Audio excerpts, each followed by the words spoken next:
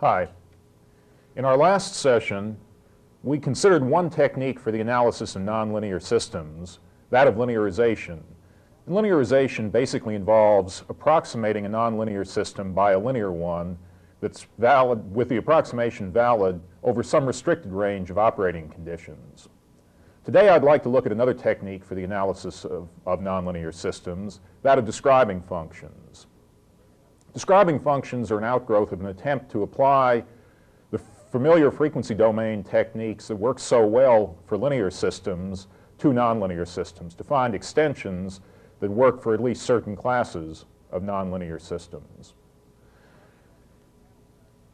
Describing functions can in fact be used to predict behavior under sinusoidal steady state conditions, and we can determine things like the gain, the closed loop gain of a nonlinear system as a function of frequency, and as we'll see, as a function of the input amplitude, the driving amplitude applied to the system.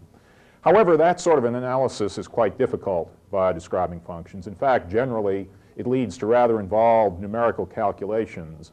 I guess my own feeling is that we probably ought to avoid approximate techniques that involve very difficult numerical manipulations. If we're going to go to a machine for computation anyway, we can really get an exact numerical solution to the problem, so there's no need for approximations.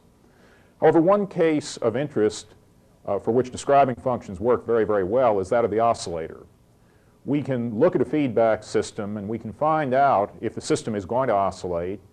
And if it is going to oscillate, we can discover the amplitude of the oscillation and the frequency of the oscillation. And generally, the place that I have used describing functions in my own work is for this sort of analysis, for looking at the behavior of oscillators. And I think the examples that we'll do later on will demonstrate this aspect of the use of describing functions. Let's see how describing functions are developed. Remember how we define the transfer function of a linear system.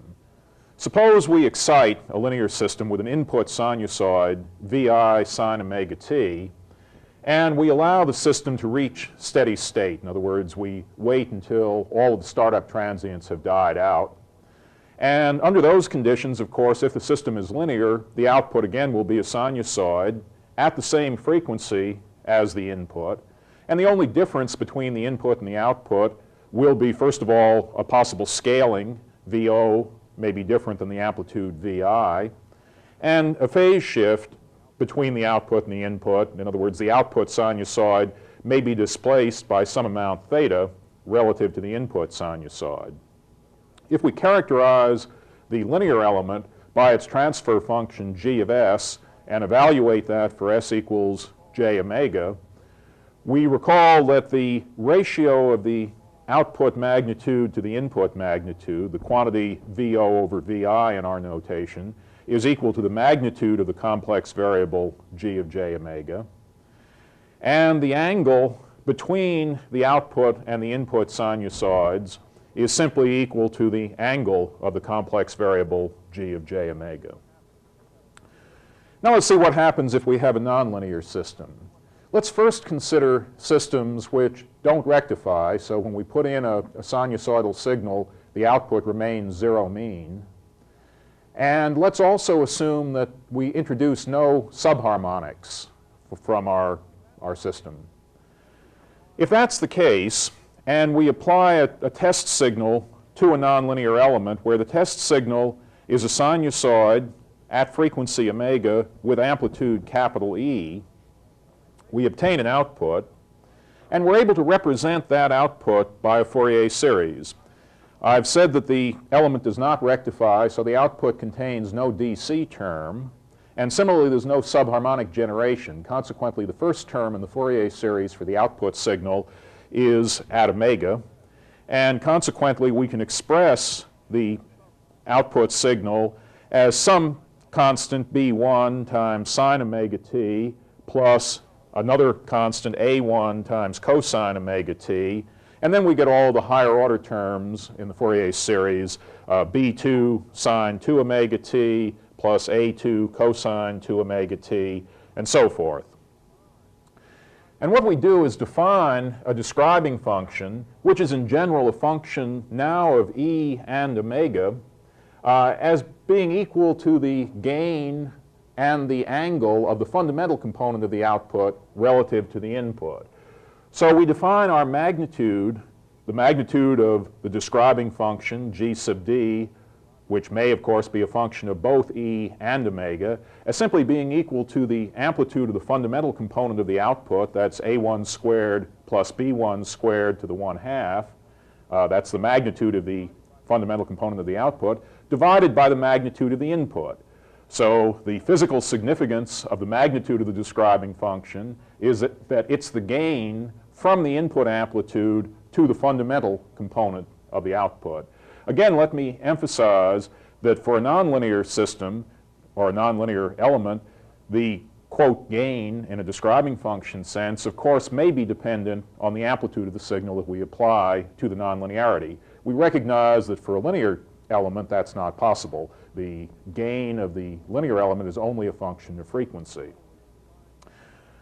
Similarly, we define the angle of our describing function in direct parallel to the angle of a linear transfer function as simply being equal to the arctangent of a1 over b1.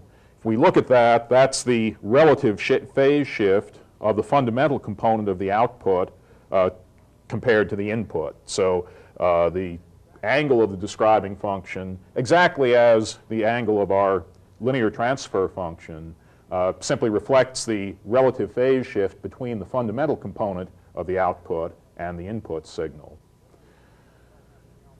Usually, we don't have to calculate describing functions. There are excellent tables. I provide an example of several describing functions in the book, but there are also much more extensive tables of describing functions for many commonly encountered nonlinear elements. However, since we're starting now, let's go through the development of at least one describing function so we see how this works. And for an example, I'll use the so-called infinite gain limiter. In other words, we have an element whose input-output characteristics are such that the output is +1 for any positive input, the output is -1 for any negative input. Let's now test our system and recall that what we do is apply a sinusoid to the input of our nonlinear element, and the amplitude of that sinusoid will be E. That's the amplitude of the sinusoidal test signal that we apply to our nonlinearity. In response to that input, the infinite gain limiter gives us an output that's +1 whenever the input is positive, an output that's -1 whenever the input is negative. So we simply get a square wave, the figure shown in white here, a square wave for the output waveform from the infinite gain limiter. And the zero crossings of the square wave are, of course, synchronized with those of the sine wave.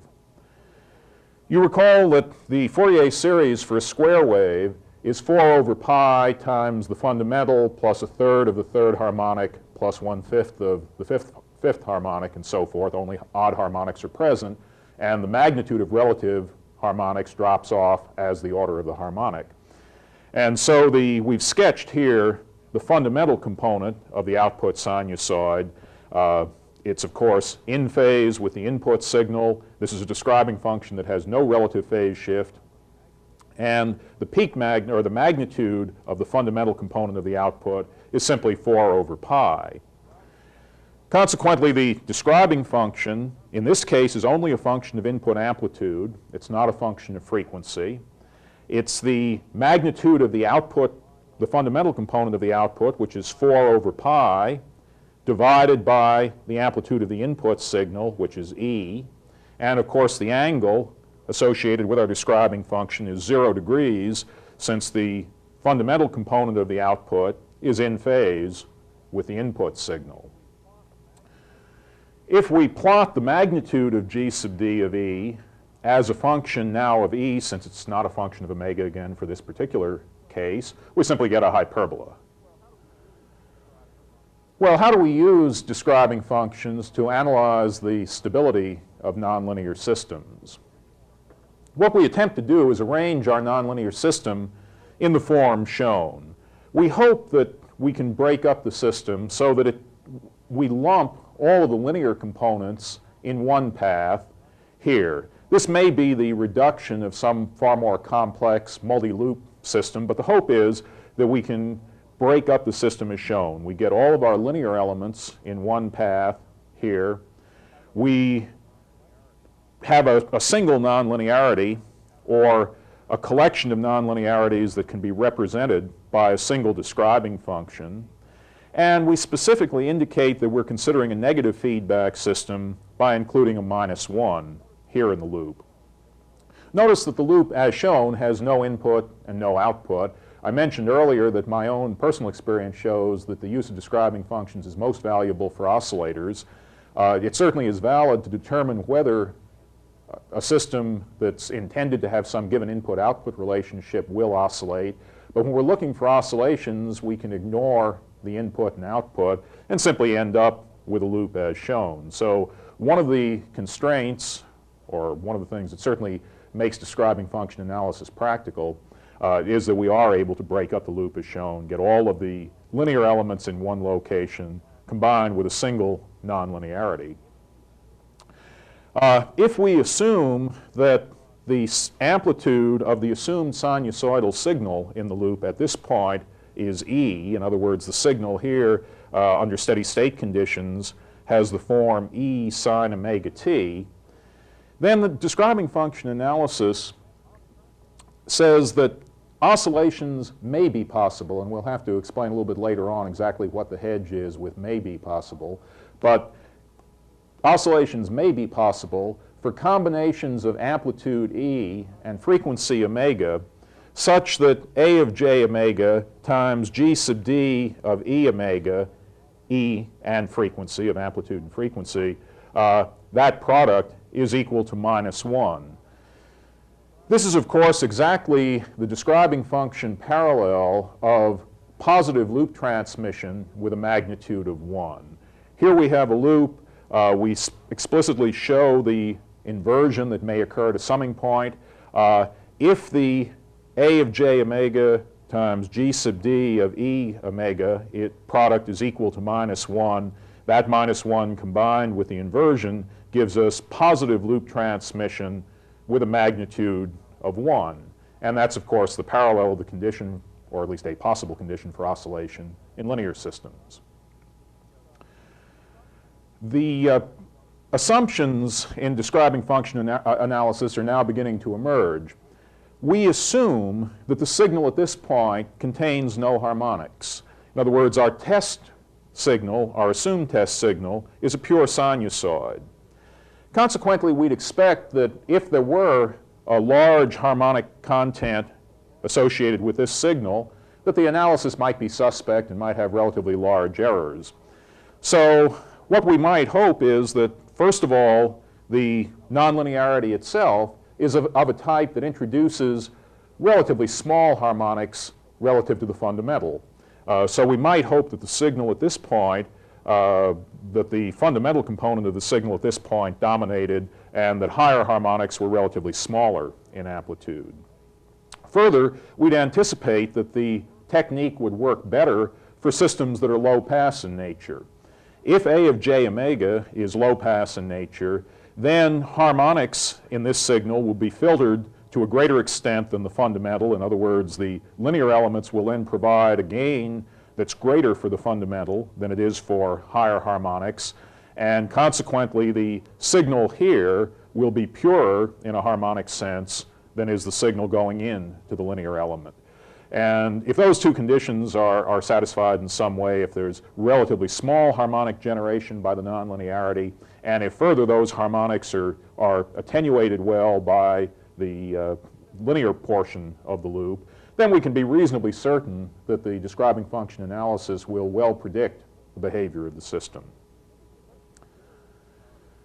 Let's consider another special case, which is really necessary, again, to make describing function analysis practical. As I describe the limitations of the method, it seems as though there are very few cases that where this technique can be used, but that's really not true. To say there are a number of examples of practical interest, and we'll see some of them, where describing function analysis gives us a very good indication of the behavior of a nonlinear system. While it does have limitations, we recognize that getting any insight into the operation of a nonlinear system is a very, very difficult task anyway. And I think we're willing to settle for approximations that are a little bit crude and that have somewhat limited applicability, because they do give us at least one technique for gaining insight into certain classes of nonlinear systems. Well, anyway, let's consider a nonlinearity which is in fact frequency independent. And again, I think this is necessary really to make the kinds of manipulations that we have to do practical. It's not an absolute restriction. We can still use describing function analysis for elements which in fact are frequency dependent. But we find out when we do that again, the numerical effort involved is considerable. And we begin to wonder if maybe we wouldn't be better off actually doing a numerical simulation of the system. However, if the nonlinearity is in fact frequency independent, our condition then reduces to the constraint that oscillations may be possible if the product A of j omega times g sub d of E equals -1. E is now independent of frequency, or g sub d is independent of frequency. It's dependent only on the assumed amplitude of the signal at this point in the loop. We can rearrange that, again, in a form very reminiscent of some of our linear system manipulations, and get the relationship A of j omega equals -1 over g sub d of E. And a convenient way to look for equalities in that relationship is to plot both of the indicated functions in a gain phase plane. So let's consider a gain phase plane. Here we have the magnitude of both A of j omega and 1 over g sub d of E. And along this axis, we have the angle of A of j omega, and simultaneously the angle of -1 over g sub d of E. And then in those gain phase coordinates, we'll plot the transfer function of our linear system, A of j omega. And so in this curve, we of course are representing the magnitude and the angle of A of j omega, the magnitude and angle of A of j omega. And in general, omega is a parameter running along that curve. And similarly, we'll plot the magnitude and the angle of -1 over g sub d of E. Again, recall that in this case we're considering describing functions that are frequency independent, so we only have to consider them as a function of amplitude E. And presumably, E is a parameter along this -1 over gd of E curve. If there is an intersection, why, that intersection is of course a solution of the equation A of j omega equals -1 over gd of E. We plotted A of j omega, we plotted -1 over gd of E on the same coordinates. If there's an intersection of those two curves, we've solved this equality. So that's one way of looking for combinations of omega and E that will solve this equation, that give us equality between A of j omega and -1 over gd of E. We would find the combination of omega and E necessary by looking along the A of j omega curve and determining the value of omega at this point from the A of j omega curve. Similarly, we'd find the amplitude necessary to force the intersection by looking along the -1 over gd of E curve. E is, of course, a parameter running along this curve, and so we can find the value of E that creates the intersection by looking at how this curve changes as a function of E. Well, let's apply this kind of analysis to one system. As I mentioned earlier, this is, I find, most useful for the analysis of oscillators, and of course, following along with that, why we'll look at an oscillator. And let's now consider a loop where the linear elements, or the linear element, consists of three real axis poles. I'll drop the -1 out here and include it in the linear transfer function. And let's assume that the poles are normalized to unit frequency, so the transfer function of our linear element is then simply 1 over s plus 1 quantity cubed. And since to this point we have a very limited collection of describing functions we know, in particular we know one, the one we've worked out, let's consider that nonlinearity included in the loop. So here we have our infinite gain limiter. Again, let's assume that it's normalized to unit amplitude. And we saw earlier that the describing function for that infinite gain limiter, g sub d of e, is simply the magnitude of the fundamental component of the output, 4 over pi, divided by the magnitude of the assumed test signal applied to the limiter, e. And the angle associated with the infinite gain limiter is 0 degrees. Well, following along then, -1 over g sub d of e is simply equal to the reciprocal of this quantity, pi e divided by 4. Since the angle of gd of e itself is 0 degrees, the angle of -1 over gd of e is simply -180 degrees. We've looked at the transfer function associated with this kind of linear element earlier. We did look at sort of the phase shift oscillator, the case of three coincident poles on the negative real axis, when we introduced the idea of stability and showed that configuration was at least capable of oscillation for certain combinations of loop transmission magnitude. And if we recall, the magnitude of this transfer function starts, of course, at 1 at sufficiently low frequencies, and then drops off past 1 radian per second, basically falling off as frequency cubed past that break frequency. The angle of 1 over s plus 1 cubed, ignoring the minus sign, which really simply represents the inversion in the loop, the angle of 1 over s plus 1 cubed starts at 0 degrees at very low frequencies and eventually reaches -270 degrees at very high frequencies. So here in gain phase coordinates, running from 0 degrees through -180 degrees, eventually to -270, I've plotted the transfer function of our linear element, a of j omega. This is a function that starts at 1 for omega equals 0, of course, a magnitude of 1, and an angle of 0 degrees for omega equals 0. Drops off, eventually heading asymptotically toward -270 degrees. If you recall from our earlier development, the angle associated with the three coincident pole transfer function reaches -180 degrees at a frequency that's radical 3 times the break frequency. So in our case, where we have the poles located at 1 radian per second, at omega equals radical 3 radians per second, the angle of the linear portion of our system goes through -180 degrees.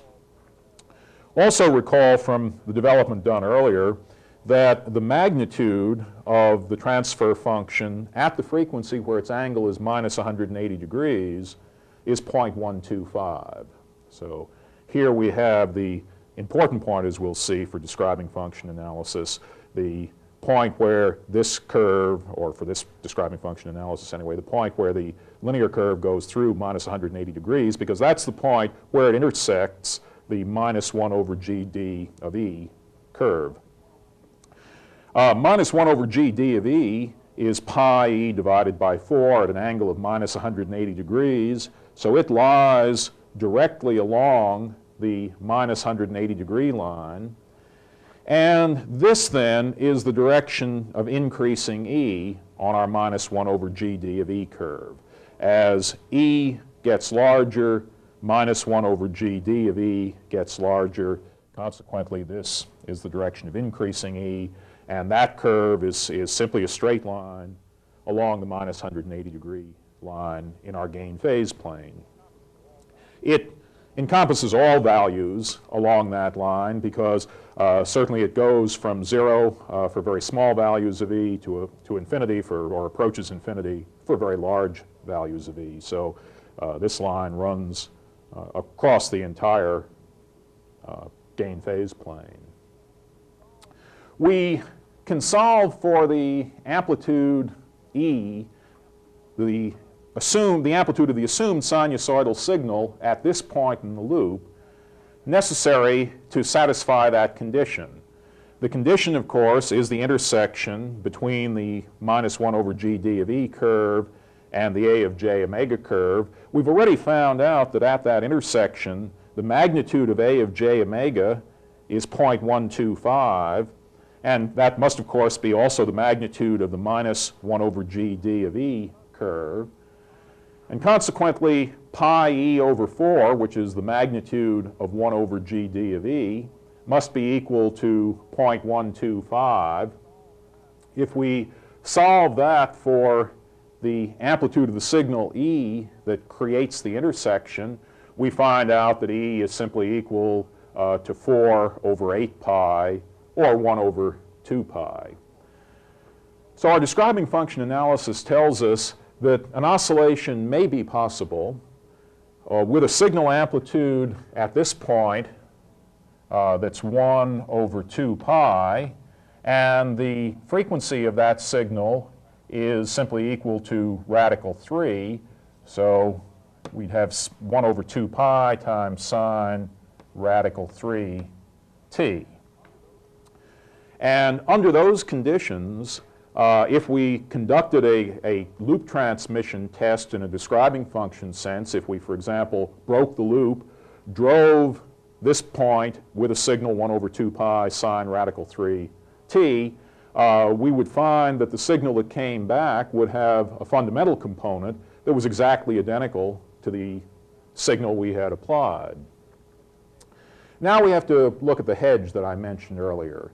And the issue really revolves around whether the oscillation predicted by that intersection is stable in amplitude.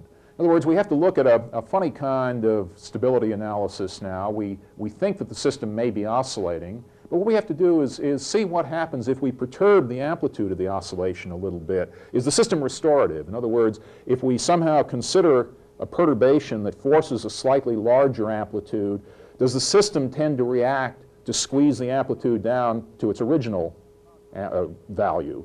Conversely, if we envision a perturbation where the amplitude of the oscillation, the amplitude of the signal at this point, shrinks a little bit, again, is the system restorative? Does the system work in a direction such as to increase the amplitude back to its original value? If that's the case, then in fact the system will oscillate at the intersection predicted by this analysis. We have a stable amplitude oscillation. That's called a limit cycle. The converse is also possible, and we'll see an example of that next time, where when we envision a perturbation about this operating point, and describing function analysis is really a kind of linearization about an operating point defined by a sinusoidal amplitude. When we consider a perturbation about that operating point, why, suppose once again we envision a slight increase in the amplitude, the system might work to force the amplitude to be still larger. If that's the case, the oscillation predicted by the intersection will be divergent. There's a parallel here, of course, in linear systems, the stable equilibrium versus the unstable equilibrium, the pendulum hanging in this direction where a perturbation is restorative, versus the inverted pendulum where a slight perturbation from the equilibrium point results in the pendulum falling over. Or the example we had last time where we had a ball in a magnetic field. We found out that there was an equilibrium point. It happened to be an unstable equilibrium if the magnetic field is constant. Well, let's see how we might argue stability of amplitude for this particular case. There's rules that allow you to get this in a sort of blind way, and I list them in the book, but somehow I always forget them. And we can argue it physically, and I think that's probably a better way to determine the question of whether the amplitude predicted by the intersection is stable or not. Let's consider drawing a loop transmission or a Bode plot for actually the negative of the loop transmission when we've linearized our system in a describing function sense. We're predicting an oscillation with an amplitude of 1 over 2 pi, and so for the signal at this point. So let's draw a loop transmission, or the negative of the loop transmission, the equivalent of the AF plot for a linear system. Let's draw an A of j omega times g sub d of 1 over 2 pi. That's the amplitude that we assume for the oscillation at this point, or that our analysis predicts will be the amplitude of the oscillation. And so let's go ahead and draw the negative of the loop transmission for our system as a function of frequency, assuming that the test signal has the amplitude 1 over 2 pi and is applied at this point. Well, the gain of our describing function, the magnitude of the describing function, the gain of our nonlinear element, for E is equal to 1 over 2 pi, we can get from this expression, and that gain will be simply 8. When we substitute in E equals 1 over 2 pi, the pi's cancel out, and we get simply 8 for the magnitude of our describing function. We've already found at sufficiently low frequencies the magnitude of the linear portion of our transfer function is unity. Consequently, the indicated magnitude, A of j omega times g sub d of 1 over 2 pi, has a low frequency value of 8. It has a corner frequency of 1 radian per second. It rolls off to unit magnitude by radical 3 radians per second because A of j radical 3 is equal to 1/8. That combines with the magnitude g sub d of 1 over 2 pi of 8 to give us a unit magnitude for the product at radical 3 radians per second. In the meantime, the angle associated with that, of course, is with the same quantity, is one that starts at 0 degrees, heads toward minus 270 degrees. For our purpose, it's only necessary that we look at the angle in the vicinity of the crossover frequency out here. So I haven't drawn the complete angle curve, but we can find out what we need to by simply looking at the angle, the behavior of the angle in the vicinity of the crossover frequency. Let's consider what happens if, for example, we assume that the amplitude at this point increases a little bit. Our describing function operating point is an amplitude of 1 over 2 pi. Let's assume that that amplitude increases just a little bit. Well, g sub d of E is inversely proportional to E. Consequently, if E increases, the gain of our describing function, the magnitude of g sub d of E, will decrease. We now have a somewhat perturbed operating point. We've changed the magnitude to be slightly larger than 1 over 2 pi, or the test amplitude to be slightly larger than 1 over 2 pi.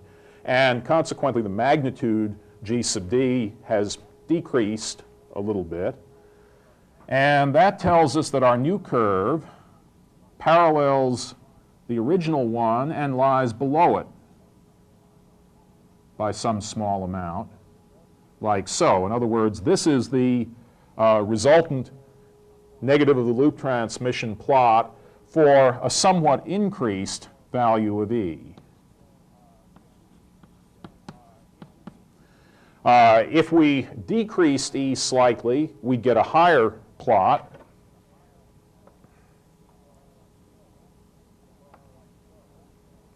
Like so, because a decreased value for E, a smaller value of E, would result in a larger magnitude for g sub d of E.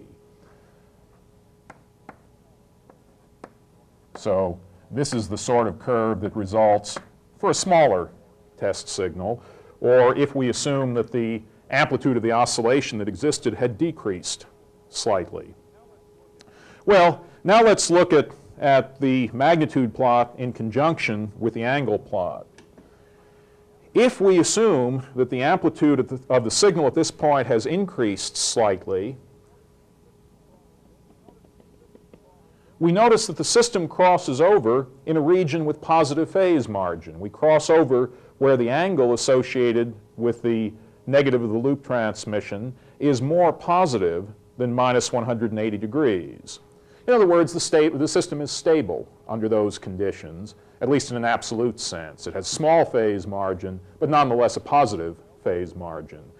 Well, we assume that E increased a small amount, and our system becomes stable in an absolute sense, which means that the amplitude E would shrink, tending back toward its original value. We assume that it increased, we found the system becomes stable, the amplitude would shrink back down to its original value. Consequently, or similarly, if we assume that we had a smaller value for E,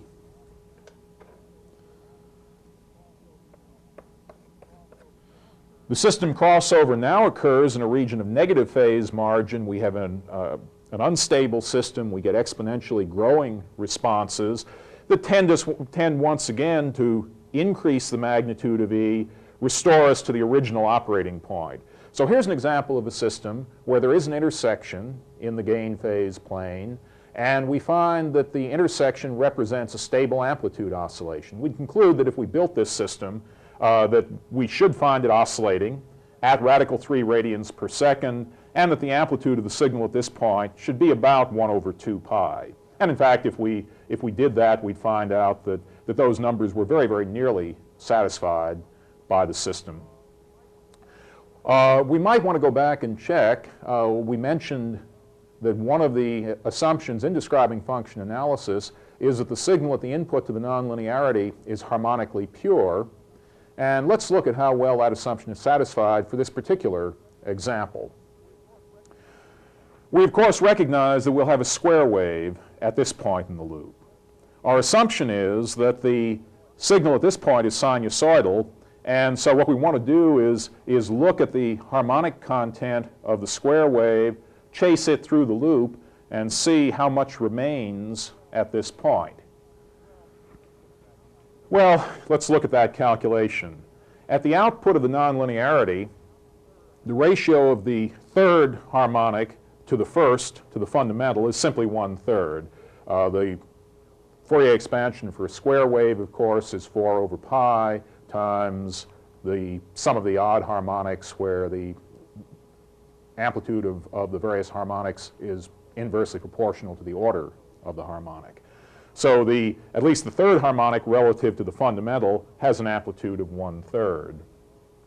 Similarly, we can evaluate the gain of the linear portion of our system to the third harmonic and compare that with the gain to the fundamental component.